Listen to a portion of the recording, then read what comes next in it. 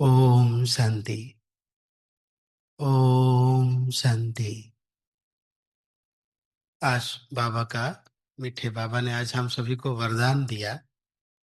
वरदान में बाबा ने दो शब्दों की ओर ध्यान खिंचवाया।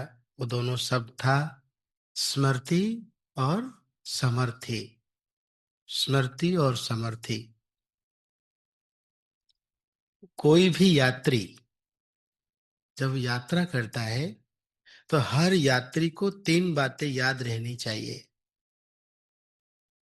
कहाँ से आया हूं, कहाँ जाना है और अभी वर्तमान कहाँ हूं। आप सोचिए, किसी स्थान पर आप घूमने के लिए निकले और आधे रास्ते में आप भूल गए कि मुझे कहाँ जाना है या मैं अभी किस रास्ते पे हूं, और बाद में आपको ये भी याद नहीं रहा कि कहाँ से आया हूं, तो क्या हाल होगा। तो हम सभी भी वैसी ही अवस्था में थे। परमधाम से आए और हमें विस्मृति हो गई, कौन है, कहाँ से और कहाँ जाना है। तो मीठे बाबा ने हम सभी को स्मृति दिलाई। तो हम सभी एक स्लोगन याद रखें, सेवा स्मृति से नहीं, सेवा स्वरूप से होता है। सेवा स्मृति से नहीं, सेवा स्वरूप से होता है। हम सभी को बाबा ने कहा, बच्चे तुम शुद्ध आत्मा हो, पवित्र आत्मा हो। बाबा ने स्मृति दिलाई, हमें उस क्षण स्मृति आया, परंतु उस स्मृति को हमें स्वरूप में भी लाना है। जब हम स्वरूप में ले आए तो वो समर्थ बन जाता है। थोड़ा इसमें गहराई में चलते हैं। सभी ऐसे करेंगे, पहला उंगली करते हुए कहेंगे, पहला है ज्ञान सुनना,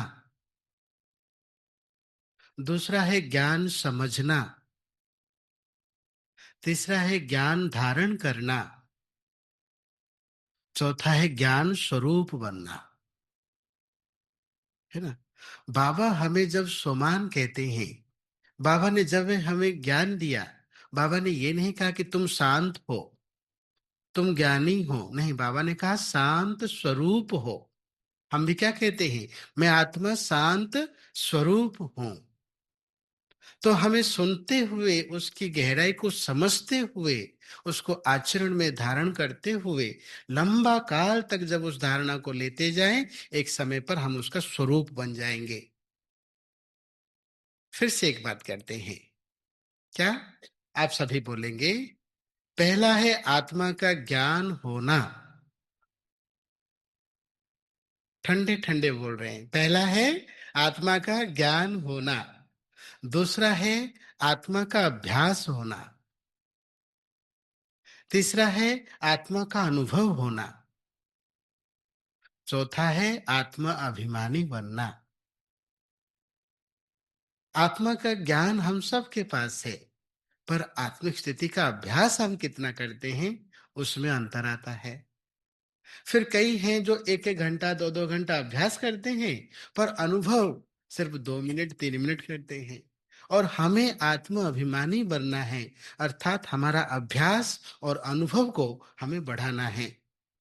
तो स्मृति से स्वरूप और समर्थी बनने के लिए हमें अपने अभ्यास पर ध्यान देना है, हमें अपने अनुभवों को बढ़ाना है ना।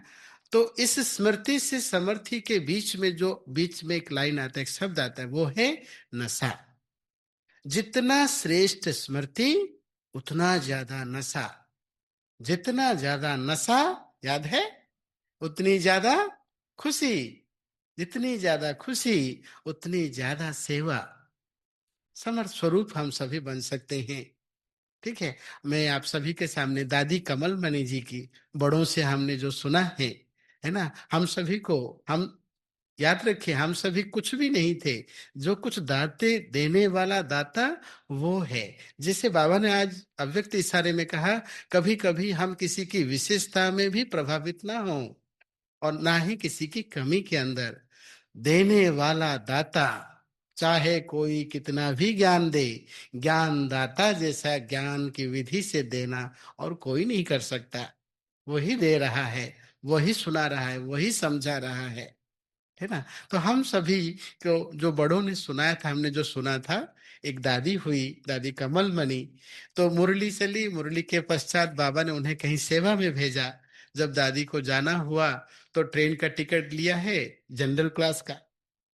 और जब दादी चढ़ी तो चढ़ने से पहले वहां पे जो हमारा स्टेशन मास्टर है, उनको बोलते हैं, ओ भाई साहब, हमें फर्स्ट क्लास एसी में जाना है। तो उन्होंने कहा टिकट दिखाओ, इन्होंने टिकट दिखाया तो बोला, बहन जी आपका तो दूसरा टिकट है।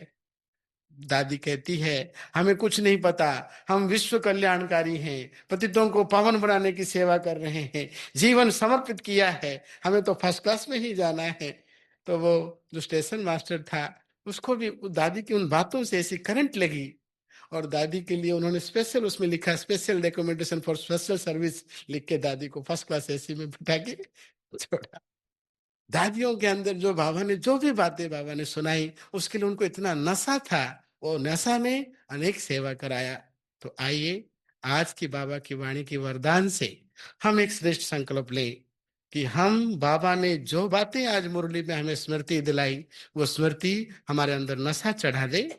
और एक बात याद रखेंगे, कोई भी बच्चा पढ़ाई अगर पढ़ रहा है, बीच बीच में वो गफलत कर लेता है टीवी देखने में, दूसरों खेल खेलने में, ऐसा चीजें उसके पीछे होने का कारण क्या है, वो भूल जाता है कि उसकी पढ़ाई कितनी ऊंची है। जब उसको याद आए कि मेरी पढ़ाई कितनी ऊंची है, तो फिर थोड़ा उस समय को वेस्ट नहीं करेगा।